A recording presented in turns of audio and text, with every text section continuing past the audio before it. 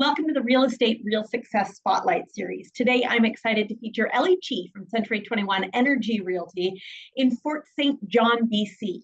Since she joined us in 2013, Eli's become one of the most accomplished realtors in the network, earning Grand CENTURION Producer status, 10-year CENTURION Award, and ranking as the #1 producer in units in BC and the Yukon in 2024, and the top 1% in Canada for Century 21.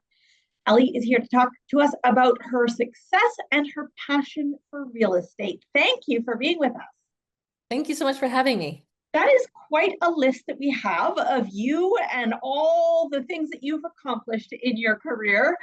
Is this what you set out to do, or how did you find yourself in real estate? That's an interesting question. As I read the book Rich Dad, Poor Dad, and I was actually teaching English in Japan, and I realized I have to come home sometime to Canada.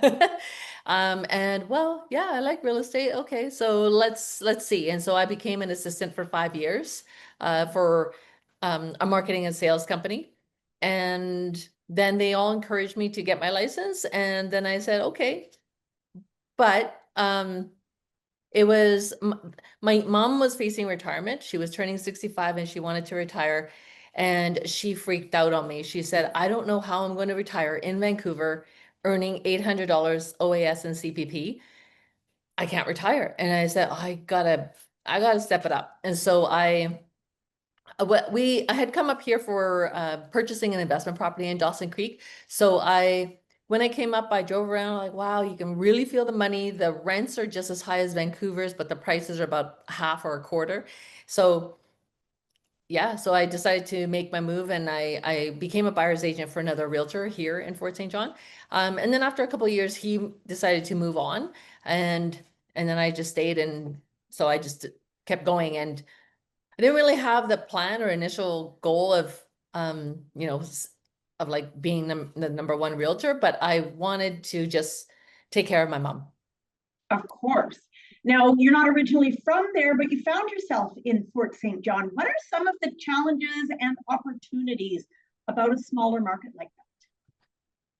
The challenges are it's very cliquey. It's a small town of population, right? Well, at that time, I guess it was 23,000 population. So if your reputation is really important, as it is anywhere else. But, so if you do well, news travels fast. But if you do something bad news travels faster. So I just knew that I needed to do well, do right by people, and just help people. And so I think my reputation has continued on, and it spreads the word. People spread the word. So I think that's really what I just try to focus on, is just treating others how they want to be treated. Mm-hmm. With respect, with honesty, integrity, and one of the challenges is, though, that is a small community, right? Yeah. Never escaping, really. And like, I go to the grocery store, and it takes me a long time to go to the grocery store.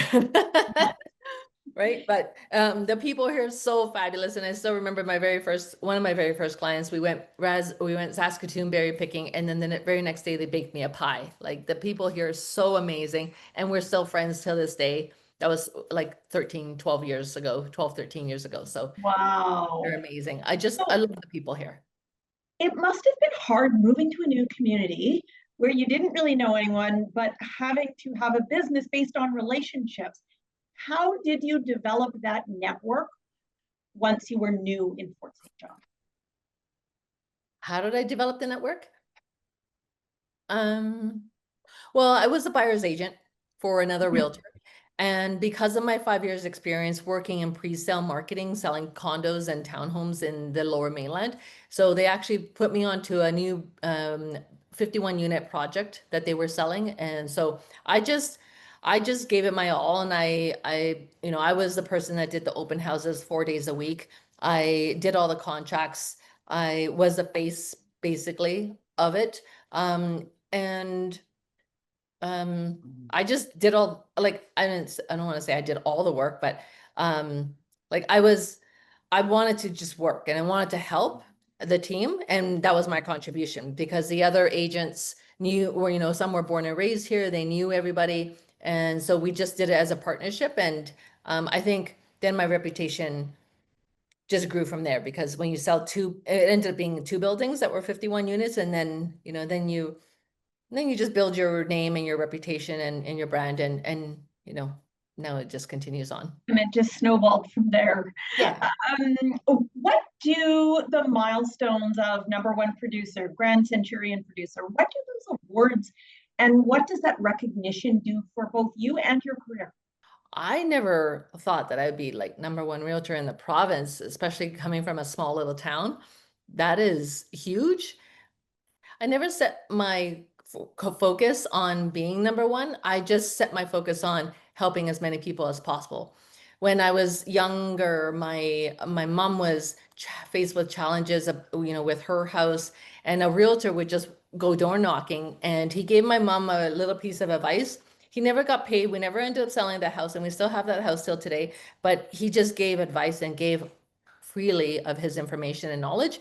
And well, it saved us. It kept a roof over our heads, and I always wanted to be that for other people and just give the advice. So I never really strived to be #1. I just strive to help as many people as possible. And what tools or systems do you rely on to manage your business? Well, first is I have 3 assistants. So selling over 100 properties is not an easy feat. And there's a lot of administration, a lot of organization. And so I have 3 assistants. One is my super rock star teammate, Michelle, and she is phenomenal. She's like the organizer. She does all the paperwork, the contracts, like she sends the paperwork and contracts. She just dots my I's and crosses my T's, basically. Then I have a marketing assistant, Jesse, a rock star as well, and he takes care of anything marketing, social media, website, videos. You know, we'll sit there and do, you know, oh, hi, we have a visitor.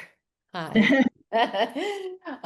So Jesse will take care of all social media, online, print, website, just anything marketing. Right now we're advertising on the local radio station. So just anything marketing. And then our other assistant, Angela, she's phenomenal as well.